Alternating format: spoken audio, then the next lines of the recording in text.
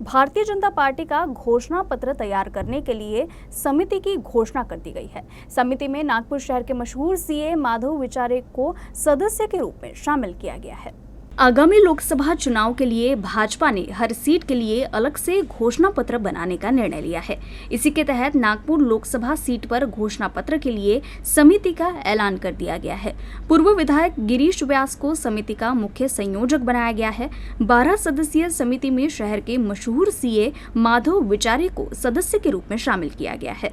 भाजपा ने लोकसभा क्षेत्र में मेरी सूचना मेरा घोषणा पत्र अभियान शुरू किया है। इस अभियान के तहत लोकसभा क्षेत्र के तमाम लोगों से सुझाव मांगे जा रहे हैं। इन सुझावों को आगामी घोषणा पत्र में शामिल किया जाएगा।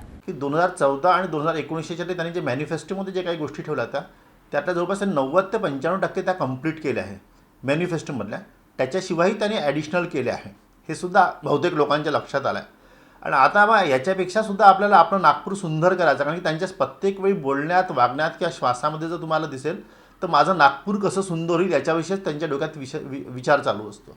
म्हणून त्या ह्याच्यात त्यांना असं वाटतं की मी तर आता माझ्या विचारांनी किंवा माझ्या मित्रांच्या विचारांनी आतापर्यंत नागपूरला केलं, आता माझ्या विचारातल्या लोकांचं नागपुरात जे सामान्य जनतेला काय वाटतं, मग सामान्य जनतेला काय वाटतं त्याच्यासाठी त्यांनी 3 श्रेणी केली आहे।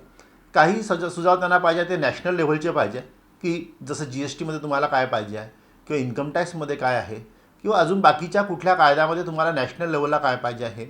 दुसरं त्यांचं असं म्हणणं आहे काही सुझाव तुमचे स्टेट लेव्हलला राहू शकतात, म्हणजे की त्या ह्याच्यात की लोकांचे काय आहे आणि मग त्या बाबतीत ते देवेंद्रजीशी बोलून त्या गोष्टी करतील। आणि तिसरं राहतील लोकल लेव्हलचे हे जे सजेशन्स आहेत त्याच्यासाठी NMCमध्ये मी बसून काय करू शकतो। आणि त्याच्यात असं की गडकरीजींना जर एखादा विषय जर डोक्यात पटला तर ते त्या लेव्हलला जाऊन ते सगळ्यांच्या मागे लागून ते काम करू शकतात।